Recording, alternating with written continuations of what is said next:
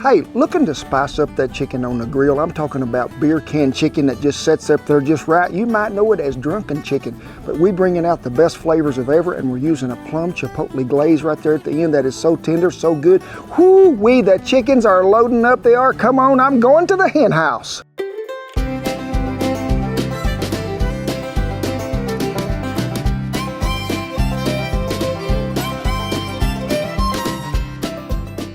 Oh, time started. The cook's out there drinking, he is again.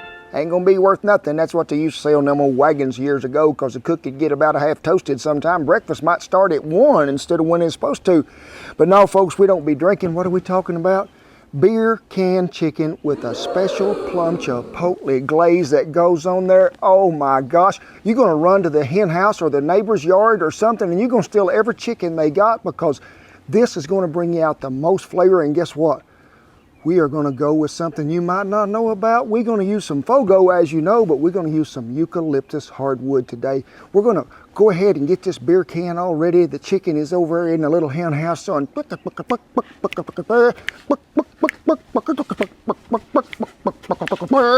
Well, there you see it. The yard bird jumped over the fence, run right over here and said, "Pick me. I am a good 6.2 ounce pound of chicken wonderfulness." And folks, that's what I'm talking about. Make sure your chicken is thawed out well. Make sure that you have searched that body cavity in there to make sure the gizzard, liver, neck, heart, any of them other things might not be in there. We need all of that out of there, out of the way. We do. And while we just letting them sit there so peaceful like, let's go ahead and mix up a rub that we're going to put on there, and we're starting with the mesquite seasoning. Where can you get it? www.kentrollins.com. Yes, you can. A little bit of ground mustard. How much? The exact amount is in this jar. I can tell by as much as it weighs. So we're going to dump it right on in there because I knowed it was right. A little chili powder. You didn't see that coming, did you? And there's a little breeze, so we may not get it all in there today, but we're going to get most of it. A little bit of garlic powder. Come on. Ooh, and it's trying to blow away. It might have got on Sadie over. I don't know for sure. A little coarse ground black pepper, which is about that much. Let's give it a mixing with our hands. And while that's just sitting there minding its own business, folks, I need you to make sure that you pat that chicken dry. What does that do? When you dry this off and you put olive oil on there, if it was wet, it would just beat up like water on a duck's back and roll off. So this is going to help the seasoning adhere to the poultry. We're going to grease it a little with some olive oil. Just pour you a little smidgen on there. I like to give it a little in here too. Make sure you get everybody greased up well. Go ahead and let's turn it over. Give it a little more greasing. Then I want you to just get that rub and just go to sprinkling it on there.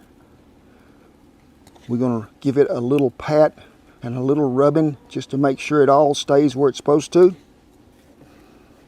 Now they make a holder for this beer can chicken that you can get off Amazon. There'll be a little link there. I'm not going to use one, but I'm going to show it to you, because a lot of times when you're putting a chicken on one of these and setting him somewhere, he'd be doing this because the chicken get drunk. It's just a little holder that holds a can, but we're going to try our luck today without it. I need you to play that song Johnny Bush and the Bandoleros sang so many years ago. What is it, Shan? Papa Top again. I think I'll have another round. Set 'em up, my friend. Now, this needs to be warm. Just a warm, lukewarm beer, room temperature beer, and I need you to drain about half of it. Mage? No? So let me just pour it right over here in the sink. I guess it'll be a good place for it, Mage. Half of it. Now, when we was doing this as a prearranged cooking agreement, me and Shan, that means you practice ahead of time. I think that's what that means. I tried with a Miller Lite, Coors Light, a Mountain Dew. I really couldn't taste the difference anywhere. So I'm really going to go back to the beer, the light beer, because time you mix the herb spices in there, I think it gives a little more to it because of the effervescent essential factors that it has in it. Yes, it has. So let me see if I can get this magical tool to work. If not, this is in the way, I can already tell you. We'll do something else. Whoa. I feel like that's working. I don't feel like that's working neither, Shan. Pause. You're gonna have to do it like chop style when you just took a knife, I bet. Yeah, but I ain't got one out here.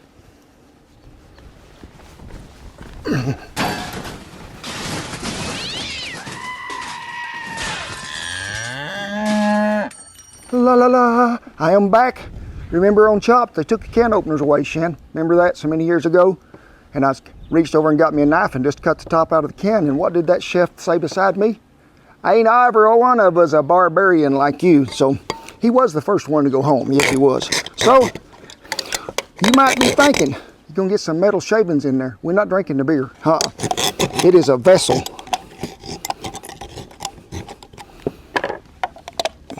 Now then, What you got going on here? Oh, I have a half a beer. Gotcha. I'm gonna pour one more little dab out. Now we're exactly a half. To that, and folks, if you got the fresh herbs, I recommend them. I do. I don't have them with me. My little local store don't carry them. Some rosemary. Oh, you put it in the beer. And then we're gonna put some what? What is this, you think? Some magical concoction. Oh no, it is some clove. Oh. About 4 of them little clovies. Okay. Just drop them right down in there. And then, whew, guess what? There is thyme in my backyard. So just drop him down in there. Make sure you get him gone. And then I want you to take a honking big garlic clove like this one right here. You can chunk him in there whole, but I like to do him just like this. Give him a mashing. Rake him all in there. And before we was doing all this, I think y'all might have seen me mix up that marinade for that plum juice, which if you ain't begotten them wild plums, I'm gonna give you a little secret here. Go to the store, if they have plum jelly, you can use that. If they ain't got plum jelly, get you some peach preserves. They work really well. I tried that the other day on it and it is good too. Then some chipotle peppers and adobo sauce and some Worcestershire sauce and some what? Brown sugar. Blend it, blend it, blend it. I'm gonna blend it. That's what you do to it when you're blending it. Give your beer a little shake. Take that chipotle stuff, stick it in the ice box where it can be chilling about an hour ahead because letting them flavors be in. You can do this one or two ways, folks. Now, you can go ahead and turn this bird over and season him all over the front side of there, and then just put him in the ice box. Let him chill about an hour because I need some of that seasoning to just get on there and love him. But when you be picking that chicken up, guess what? Some of that seasoning be staying on there. So I like to just go ahead and put him on the beer can. If you can find a level spot for him to sit. His little legs is crooked. Ta-da! He's watching TV just as we go now. Now, you got to be careful when you transport these. I tell you that you hold them onto there and you make sure you don't spill him. And when you turn him around to where you can season him, do it slowly. So let's get the rest of this seasoning on him so we can hold up, chicken. Oh, he's already drunk. He's already drunk and the breeze is blowing. So we're going to give him a little seasoning, we are, if he don't run off again. Now, folks, if you come up a little short and you think you need some more in spots that might have been hidden from when you didn't first see it, hey, sprinkle you something else on there. I just want to make sure that everybody's got a protective coating of something to where we're good to go. So, have a spot in your fridge big enough for it to go, folks. Let it chill about an hour, then I need you to bring it out. Meet me back out here at the fire. Well, no, I'm not hot. It has commenced to raining, it has, and I'm covering the fowl, I am, because he sat in there and he got in the ice box and, oh, she's so pretty she is. Now, I'm going to leave that hat right there while I talk to y'all about this fire we got going over there on our good friends from the Hasty Bake Grill. And yeah, if you'll look down there in the little link below, you can click on that and get 10% off this here grill. You can. Woo-wee. And they are a dandy. Rich and them do a great job, they do. But we be having us some Fogo hardwood lump in there today. Eucalyptus, yes. It is probably one of the oldest hardwoods down there in the Brazilian part of the world, it is. And I mean, them Brazilian steakhouses have been using it forever. So I thought the other day, I'm gonna throw it on some chicken and see what happens. And ooh, folks, I thought it was so good that we're gonna use it again today. But to that, we're gonna mix a little bit of mesquite and a little bit of apple after it gets to going because I wanna give this old chicken some good smoke bath. We got her cranked all the way to the bottom, indirect heat today, so the coals are on one end, bird goes on the other. You think she's gonna get wet, Shin? Go quick. So, you can't go real quick when you're carrying a beer can chicken, so lift her up gingerly. Oh boy. Bring her right on over here We're going to place her on the indirect side of that grill, remember? I'd like to turn her around where her little legs is propped right there. And I want you to say, night, night, because that's what's happening. We're going to shut that lid. We're going to blend a little mesquite, but also some apple. And you be wondering, where did he get them fancy little chips of that mesquite wood? Well, leftover spatula wood it is, and we sell them there on the website. I'm gonna get me a chunk or two of apple and put in there. And folks, we're gonna go probably about, total cook time is gonna be close to 1 hour and 50 minutes, something like that. We're gonna reach an internal temperature of about 160, and then we're gonna go to basting it. But for the first hour, we ain't gonna touch it, and then we're gonna come out here about every 15 or 20 minutes and baste it with some butter, and then at the end, we're gonna put that chipotle plum glaze on there, and you're gonna think, whew, this is better than Kentucky Fried Chicken.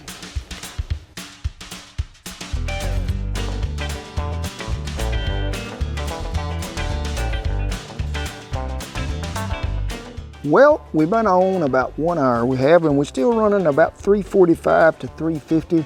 If somebody didn't come along, there's something in here, and I just want to check and make sure. Yep, it is still there. Things is just like we left them, except they have progressed in 1 hour. They have. This is when I need you to start basting with butter about every 15 to 20 minutes till we get through. And I'll be using me some of that Kerrygold, so just start up here and just sort of let it just run everywhere. That's what we're after. Get some of that good basting action going. Make sure you get some everywhere. Get some down in the inside. Get them little wings. Ooh-wee! I can already tell you this is going to be some fine dining right here. Mm-hmm.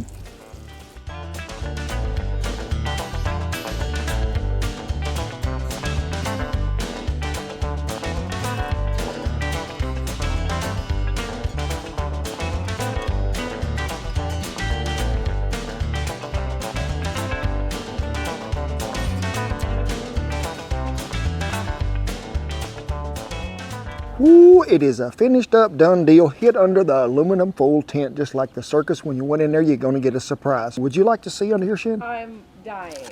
You're dying, huh? Please don't. Ooh, that's the back. Let's turn him around here to the front where he can greet everybody. That's what we call a chicken. Now you can see all that plum and that chipotle has done made a great color on here. And I'm just going to... That's still pretty warm. I'm gonna see if that'll pull right off. Pull right off. Oh my gosh, that's hot. Whew, that'll make it this, and you ain't even got going yet.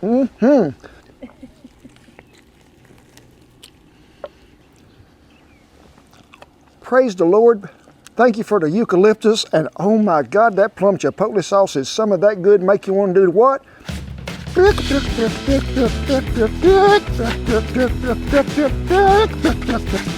chicken squawking dance.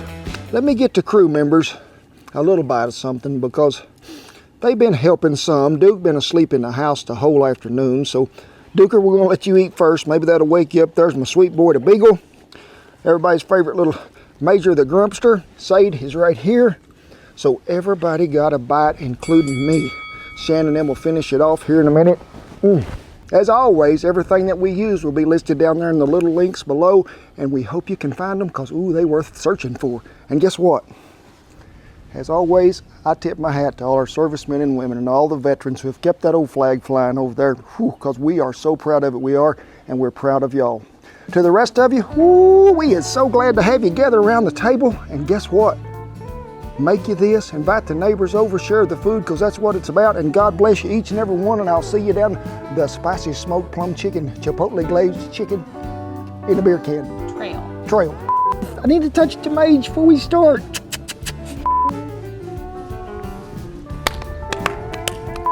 Hey Shan, did you ever hear that story, why did the chicken cross the road? Well, there was a sun was shining really bright, and it was hitting and reflecting off an aluminum can that was known as a beer can, and the chicken run across over there, got run over, and when he did, the beer can went in him, and hey, that's where it happened. Beer can chicken. That's what it was invented as many years ago. No? No. Oh, okay.